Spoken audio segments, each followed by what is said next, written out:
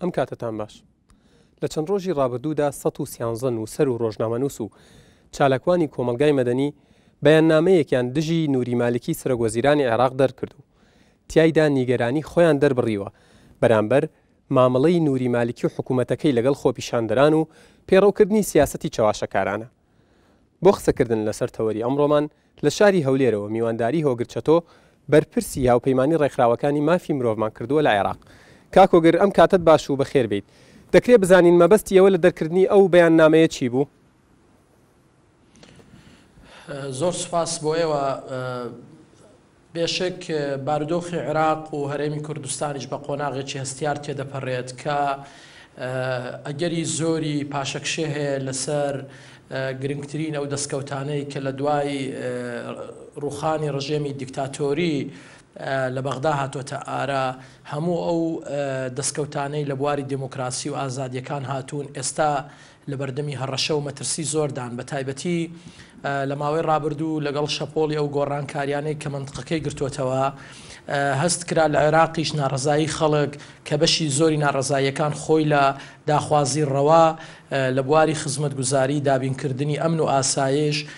و هەروەها چاکسازی لە دامەزراوەکانی حکومڕانی لە عێراق دەستی پێکرد و کۆمەڵی خۆپێشاندان سەرتاسەری عێراقی گرتەوە. لەم نێوەندەدا بەوردی ڕۆشنبیران و نووسەران و کارایانی کۆمەڵی مەدەنی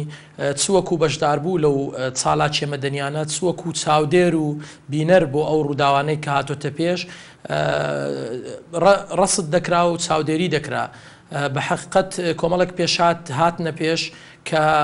بەبێشک چ لە هەرێمی کوردستان چ لە عێراق چاوەڕوانی ئەوە دەکرا دەسەڵات بەرپرسیارانە تر مامەڵە لەگەڵ هەم داخوازیەکان هەم پێشێلکاری ئەوانەی کە بەرامبەر خۆپێشاندەران دەکرێت. بەداخەوە کۆی ئەو کردارانەی کە لە دەسەڵات بە تایبەتی لە بەغدا بیندرا خۆی لە چەند بوارێکی مەترسیدار دەبینێتەوە. لەوانە جگە لە بەکارهێنانی توندوتیژی و هەموو ئەو کەرەستانەی کە گوناح کراوە لە ناوەندی نێودەوڵەتی بە ئاڕاستەی ئەوەی کە نابێت لە بەرامبەر خۆپێشاندەرانی ئاشتی خواز بەکاربێ تا کارگەیشتە ئەوەی کوشتن و معلومە لای بەڕێستان کە چەندین هاوڵاتی گیانیان بۆ قوربانی بچووکترین یا سادەترین شێوازەکانی دیموکراسیەویش خۆپێشاندانە. ئینجا سەرەڕای ئەوە هێزێکی گەورەی ئەمنی لە بەغدا دەستی خستە سەر چاودێریکردنی هەموو ئەو ناوەند و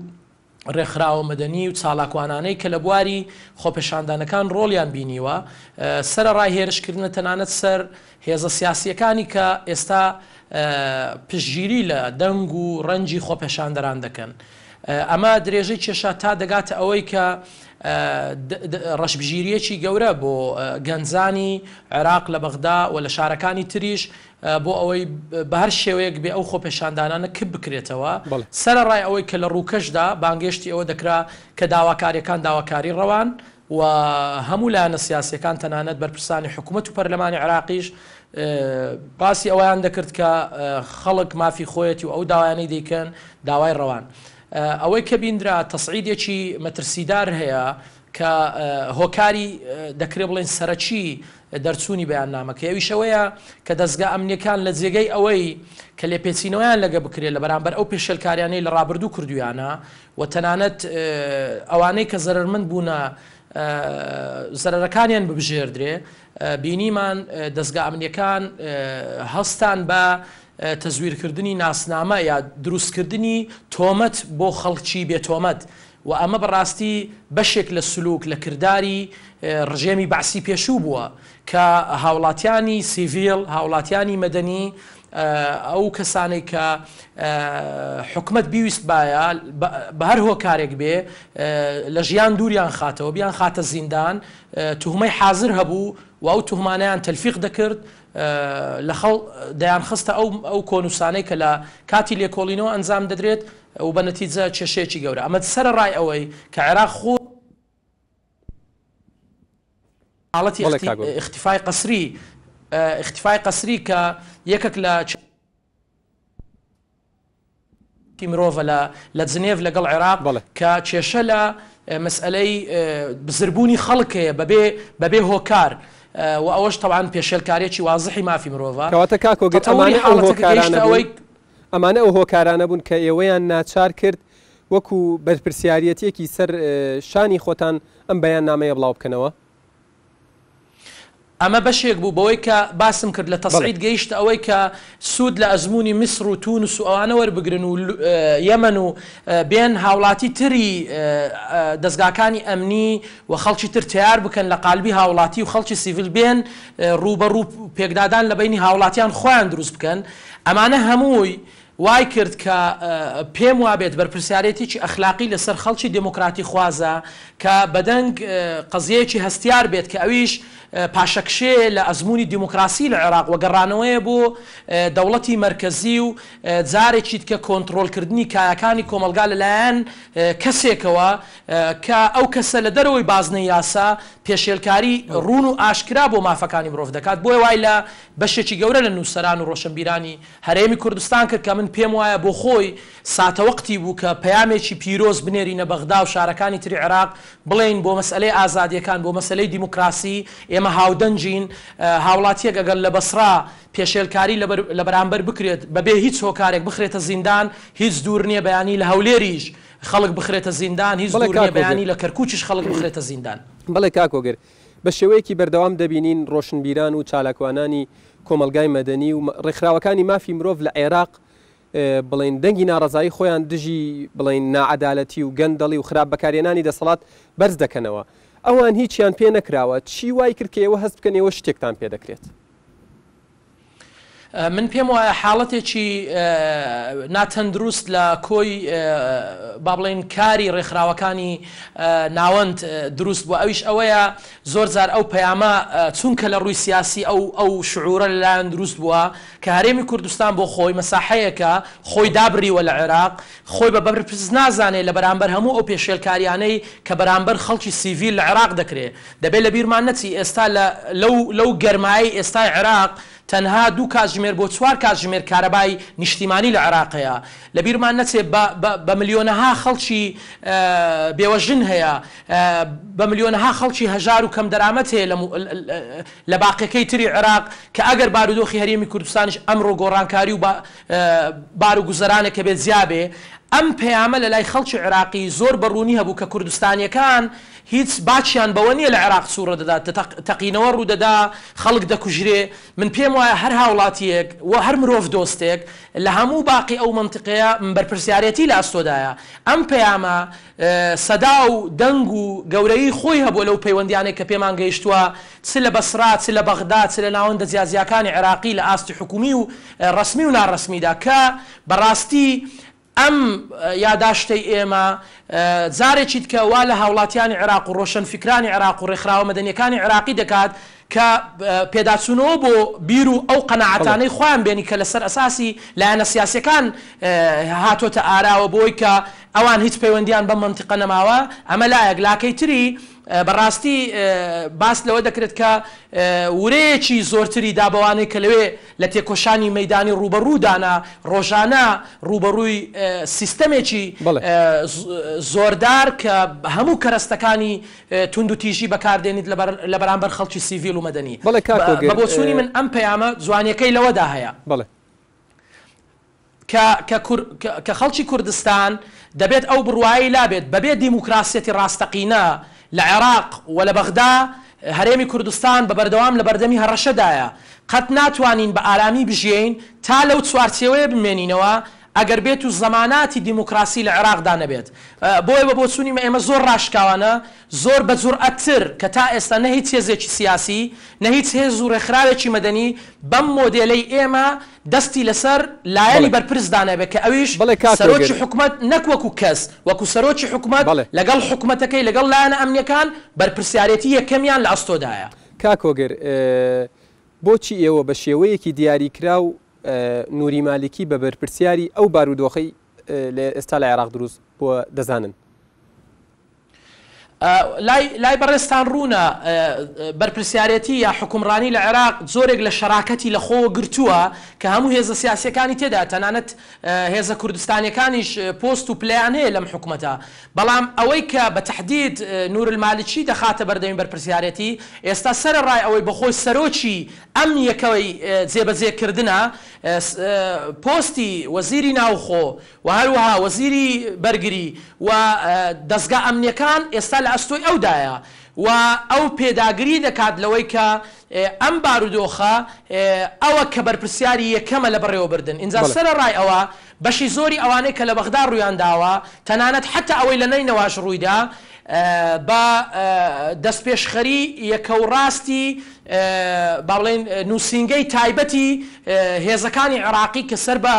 خودی نور المالکیە جێبەجێ دەکرێت و پیادە دەکرێت بۆیە بەڕاستی بەرپرسیارەتی یەکەم دەچێتە ئەستۆی ئەو. بەڵێ کاکۆگر تۆ تا چەند هاوڕای سەبارەت بەو بۆچوونەی کە دەڵێت کاتیەوە تۆ متمانە لە نوری مالکی وەربگیرێتەوە و هەڵبژاردنێکی پێشوەخت ئەنجام بدرێت چونکە نوری مالکی فەشەلی هێناوە شکستی هێناوە لە چارەسەرکردنی کێشەکان. بۆ خۆی ئەو یاداشتەی کە دەرچووە ئەگەر بەشێک بێت لە پەیامی خەڵکی ئازادی خواز بۆ ڕوبەڕووبوونەوەی ئەو ستەمەی کە دەکرێت یا هەوڵەی بۆ بەرتەسکردنەوەی ئازادیەکان لە عێراق بە بۆچوونی من پەیامی پشتی ئەوەیە کە ئێمە کێشەمان لەگەڵ سیستەمی بەڕێوەبردن هەیە لە عێراقدا قەت ناکرێت بەرەو پێشچوون ڕوو بدات بەو شێوەیە ئێستا کە دەوڵەت بۆتە پارچەیەک لە کێک و هەر کەسە بەشی خۆی لێ هەڵدەگرێت دەبێت ئەم هێزە سیاسیانە بەڕاستی بێنە پشتی ئەوەی بەفعلی هێزی خۆیان بخەنە پاڵ هێز و کەرەستە و ئەو ئیمکانیاتانەی کە لە دەوڵەت هەیە بۆ ڕوبەڕووبوونەوەی گرنگترین ئەو مەلەفانەی کە عێراقیەکان بەدەستیەوە دەناڵێنن بە تایبەتی کێشەی بەرقەراربوونی بارودۆخ و ئاسایش لە عێراق هەروەها مەسئلەی خزمەتگوزاریەکان و سەرڕای ئەوەش پێشێلنەکردنی ماف و ئازادی کەسەکان ئەوەی کە لە عێراقەیە سیستەمەکە خۆی دەخاتە بەردەمی بەرپرسیارەتی و کەسی یەکەم لەو بەرپرسیارەتیە بە دڵنیایی هێزە سیاسیەکانن و لەبەر ئەوەی جەنابی سەرۆکی وەزیران نور المالکی کوتلەی گەورەی ناو پەرلەمان پێکدەینی و ئێستا ئەو خۆی کەسی یەکەمی حکوومەتەکەیە بە دڵنیایی دەچێتە بەردەمی ئەو بەرپرسیارەتی ئەگەر بێت و سەرکەوتوو نەبێت دەبێت ئەو حکوومەتە هەڵبوەشێتەوە ئەو پەیامە بەڕاستی لە دەرەوەی بازنەی ناوەندە مەدەنیەکانیش تەنانەت لەلایەن هێزە سیاسیەکانیش قسەی جددی لەسەر هەیە کە ئایا ئەو حکوومەتە بەو مۆدێلی ئێستای کە نەیتوانیە لە هیچ یەک لە باڵێنەکانی خۆی سەرکەوتوو بێت وەکو پێویست ئایا دەتوانێت بەردەوام بێت بە بۆچوونی من ئەمە پرسیارێکە بۆ خۆی مەرحەلەی ئایندەیە ئەو کۆسپوتەگەرانەی کە لە بەردەم ئەم حکوومەتە هەیە تەنانەت حتا خودی سەرۆکی وەزیرانیش ئێستا لەژێر مێز قسە لەسەر حکوومەتی زۆری نەدەکات نەک حکوومەتی نیشتیمانی بۆیە بە بۆچوونی من ئەگەری زۆر لە پێشدایەکە ئەم حکوومەتە بەم مۆدلی ئێستای نەچێتە پێش و هەڵبوەشێتەوە و زۆرێکی تر لە شەریکایەتی لە عێراق بێتە بەرهەم کە باشتر بتوانێت ئیستیجابەی هەبێ بۆ مەطالیبی خەڵک. بەڵێ کاکۆگر هەست ناکەی بەشێک لەو بەرپرسیارەتە دەکەوێتە ئەستۆی بەرپرسە کوردەکانی بەغدا کە لە ئێستادا ئامادەنین ئیمزا بکەن بۆ بانگێشکردن و لێپرسینەوەی مالکی لە پارلەمانی عێراقدا. من پێم وایە هاوپەیمانی کوردستانی بە هەموو هێز و لایەنەکانیەوە لە بەغدا تا ئێستا ڕۆڵی ناوبژیوان لەم بارودۆخە دەبینێ لە چوارچێوەی ئەو بەرژەوەندی و ئەو هێڵانەی کە خۆی دایناوە ئاشکرا و ڕوونە لە هێزە سیاسەکانی کوردستان لەو ڕەژنووس و داوایانەی کە پێشکەشی دەکەن چەند شتێکی ئەساسی هەیە دائیمەن دەخرێتە ڕوو. یەکەم پەیوەندی بە مەسئلەی با بڵێن مادەی 140 و قەزەی کەرکووک هەیە. دووەم پەیوەندی بە مەسئلەی پێشمەرگە هەیە. سێەم پەیوەندی بە مەسئلەی داهاتی هەرێمی کوردستان هەیە. چوارەم پەیوەندی بە با بڵێن ئەو بارودۆخ و اعترافەیە بە مەسئلەی فیدرالی. ئەوان لەم چوارچێوێ ئەگەر دەبینین داخوازیەکانی هێزە کوردستانیەکان خۆی نابینێتەوە لە مەسئلەی فراوانکردنی دموکراسی و چەسپاندنی بنەماکانی ڕێزگرتن لە بنەماکانی مافی مرۆڤ و هەروەها باشترکردنی گوزەران و خۆشگوزەرانی بۆ خەڵکی عێراق. بۆیە دەبینین هێزە کوردستانیەکان دائیمەن مساومەیان لەسەر ئەو خاڵانەیە کە بە نسبەت هەرێمی کوردستانەوە ئەگەری مەترسیە و بارودۆخی کوردستان دەخاتە بەردەمی بەرپرسیارەتی یا ڕەوشێکی نالەبار دروست دەبێت. لە دەرەوەی بازنەی ئەوە مەساحەی بارودۆخی عێراقیان بەزێ هێشتۆ بەڕاستی بۆ عێراقیەکان ئەو شەڕێکە لە بینی سونە و شیعە هەیە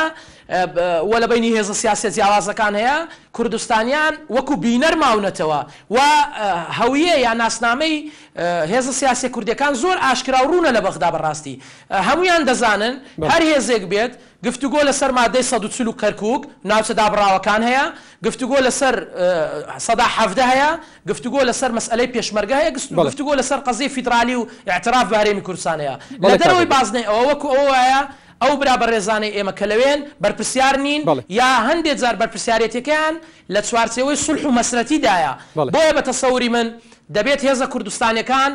گوشاری زۆرتر بخەنە سەر مەسئلەی دیموکراسی مەسئلەی مافەکانی مرۆڤ بۆی تەنانەت هاوڵاتیانی عێراقیش لە منتقەکانی تر ببنە هێزێکی یارمەتی دەر و داکۆچیکەر لە مافەڕەواکانی گەلی کورد چونکە گەلی کوردیش شەریکایەتی لەسەر ڕێزگرتنی مافەکانیەتی نەک لەسەر ئەوەی چەند 170 دەبێ یا 8 یا 5 یا 12 چونکە بە نەتیجە مافەکانی کورد لەوێدا بەرجەستە دەبێت کە دیموکراسیەت قوڵ دەبێتەوە کە مافەکانی مرۆڤ ڕێزی لێ دەگیرێتن. بەڵێ کاکۆگەر زۆر سپاس بۆ ئامادەبوونت لە ستۆدیۆی NRT لە شاری هەولێر هۆگر چەتۆمان لەگەڵ بوو بەرپرسی یاوپەیمانی ڕێکخراوەکانی مافی مرۆڤ لە عێراق. بینەرانی ئازیز تاوتوی ئەم ڕۆژمان کۆتایی هات تا تاوتویەکی تر شاد و بەختەوەربن هەر بژین.